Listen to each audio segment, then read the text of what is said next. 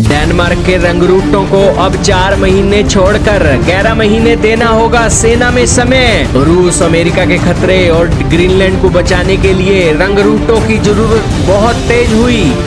जी हाँ दोस्तों, इस वक्त की बहुत ही बड़ी खबर आ रही है डेनमार्क से। दोस्तों, डेनमार्क की कुल जनसंख्या 60 लाख की है और वहाँ हर साल लगभग 4700 से 5000 सैनिकों की जरूरत होती है और सरकार इस संख्या को पूरा करने के लिए सेना में भर्ती की स्कीम लाती है, जिसके अंदर जो लोग सेना में भर्ती होना चाहते हैं वो भर्ती हो सकते हैं। लेकिन फिर भी अगर लोट खाली हो गया तो सरकार और सेना एक लॉटरी सिस्टम निकालती है, जिसके अंदर 18 साल से ऊपर महिलाओं और पुरुषों का उस लॉटरी में अगर नंबर आ गया तो दोस्तों उन्हें अपना कामकाज छोड़कर सेना में हर हाल में भर्ती होना ही होगा।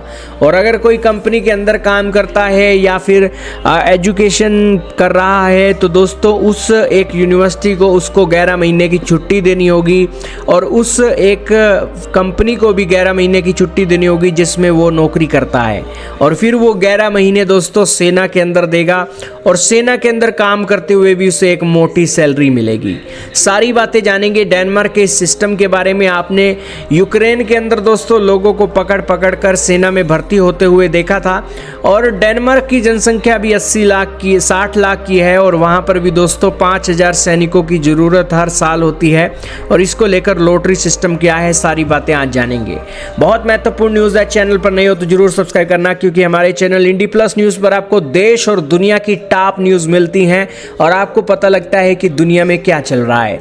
दोस्तों, डेनमार्क ने हाल ही में अमेरिका और रूस के खतरे को देखते हुए और अपने ग्रीनलैंड को बचाने के लिए रंग रूटों की संख्या बढ़ाने का निर्णय लिया है और उनके सेवा समय को भी बढ़ा दिया है। दोस्तों, रंग रूट क्या होता है? रंग रूट होता है दोस्तों एक सेना के अंदर सैनिक के रूप में भर्ती होना। दोस्तों, पहले इसकी एक जो भर्ती की एक टाइमिंग थी वो 4 महीने की होती थी, लेकिन अब इसे सेना के लिए 11 महीने बढ़ा दिया गया है, क्योंकि ग्रीनलैंड के ऊपर भी बोझ आ गया है और उनके ऑपरेशनल सर्विस की भी समय सीमा बढ़ गई है। जिस कारण से दोस्तों डेनमार्क ने पुरुषों के अलावा महिलाओं को भी सेना के अंदर भर्ती करने के नियमों में एक मंजूरी दे दी है। पहले होता था कि पुरुषों को सेना के अंदर भर्ती होना जरूरी था, लेकिन अब महिलाओं को मर्जी थी कि महिलाएं अपनी मर्जी है तो भाई आओ भी सेना में, अगर मर्जी नहीं है तो भाई अपने घर बैठो। लेकिन अब महिलाओं के लिए भी अनिवार्य कर दिया गया है कि अगर उनकी उम्र 18 वर्ष से अधिक हो गई है तो सेना की चयन प्रक्रिया यानी कि उनके लॉटरी सिस्टम से अगर उनका लॉटरी लग जाती है तो दोस्तों उन्हें सेना के अंदर एक नौकरी करनी होगी। दोस्तों, सरकार अभी 5000 रंग रूटों की संख्या को बढ़ाकर 7500 प्रति वर्ष करना चाहती है और इसको लेकर दोस्तों उसने अपने बदलाव भी करने शुरू कर दिए हैं। भारत का कोई व्यक्ति जाता है इन यूरोपियन देशों में तो सोचता है कि भाई वहाँ नागरिकता हासिल करके वो अच्छी जॉब हासिल करेगा, ठाठ की ज़िंदगी जिएगा। लेकिन वहाँ पर नियम कानून इतने सख्त हैं कि वहाँ पर अगर आपको सेना में नाम आ गया तो आपको 11 महीने की सेवा भी सेना के अंदर देनी पड़ सकती है। हालांकि इस सेवा के चलते दोस्तों उनकी एक अच्छी खासी सैलरी भी उन्हें मिलती है। सेना के अंदर भर्ती होने के बाद हर महीने करीब $950 भारतीय रुपए में बदले तो 80,000 की बेसिक सैलरी मिलती है।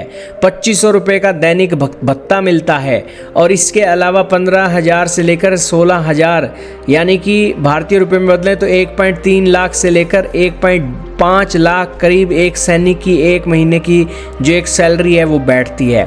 इसके अलावा सैनिकों को सेना की तरफ से रहने की जगह, खाना मुफ्त, कपड़े भी मुफ्त और घर आने जाने के लिए मुफ्त पब्लिक ट्रांसपोर्ट की सुविधा भी दी जाती है। डेनमार्क ने ये सुविधाएं दी रखी हैं और इसी के साथ ही उनकी जॉब प्रोटेक्शन भी है, यानी कि अगर उनका सेना के अंदर नाम आ गया तो कंपनी को दोस्तों 11 महीने के बाद जब वो सेवा पूरी करके आएगा तो कंपनी को उसको हर हाल में दोस्तों उसकी जो पुरानी नौकरी है उसे देनी ही पड़ेगी। इसके अलावा पढ़ाई करने वाली सिक्योरिटी भी है। यदि कोई युवा यूनिवर्सिटी में पढ़ रहा था और अपनी सैन्य सेवा के चलते कुछ समय के लिए पोस्टपोन करता है तो सेना की ड्यूटी पूरी होने के बाद दोस्तों वो एक वापस भी आ सकता है या फिर पढ़ाई ख़त्म करके सेना में जा सकता है। और यही चीज़ें एक सिविल सर्विसेज के अंदर भी हैं। यदि कोई व्यक्ति सेना में हथियार नहीं उठाना चाहता तो वह किसी अस्पताल, दमकल विभाग या सामाजिक संस्थान में सर्विस कर सकता है वहाँ भी उसे सेना के सैनिकों के बराबर ही वेतन और भत्ते दिए जाते हैं।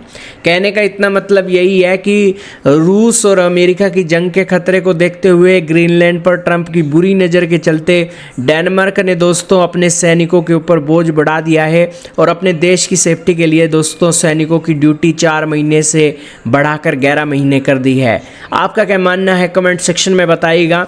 विदेशियों के एक सेना को लेकर नियम के बारे में, भारत में ऐसे नियम नहीं है, यही कारण है कि जो सैनिक हैं वो इन चीज़ों से, भारत के लोग जो हैं इन सैनिकों की एक डिप्लॉयमेंट से दूर रहते हैं। हालांकि ये जो एक चीज़ें हैं डेनमार्क इसलिए करता है ताकि उनकी जो सेना है उसका साइज बढ़ाया जा सके। डेनमार्क के पास 25,000 सक्रिय नियमित सैनिक हैं, लेकिन अगर कल को ज़रूरत पड़ गई तो वो 80,000 सैनिकों की फौज भी खड़ी कर सकता है, क्योंकि इन बाकी के युवा जो 5-5 हज़ार एक नौकरी के ऊपर रखे जाते हैं, 5-5 हज़ार प्रति वर्ष एक सेना की ट्रेनिंग लेते हैं, वो फिर बाद में अपने काम में लग जाते हैं, तो वो वापस सेना में आ सकते हैं अगर कल को इमरजेंसी उनके देश में बनती है। तो ये था दोस्तों डेनमार्क वालों का एक क्रिएटिव दिमाग। लोगों को भी पैसा खूब मिल गया, लोग भी खुश हो गए, उनके पास सेना के सैनिक भी बहुत बड़ी संख्या में मौजूद हो गए और यहाँ पर सारी चीज़ें चल रही हैं। इसीलिए दोस्तों भारत के अंदर अग्निवीर परियोजना लाई गई ताकि जो अग्निवीर भी बने हैं तो कल को उन्हें वापस सेना में आना पड़ गया तो उन्हें कोई ऐसा नहीं लगेगा कि उनके लिए कोई बहुत बड़ा काम है, उन्होंने वो पहले काम कर रखा होगा। तो यही कारण है कि उनके लिए ये एक महत्वपूर्ण चीज़ बनेगी। आपका क्या मानना है कमेंट सेक्शन में बताइएगा।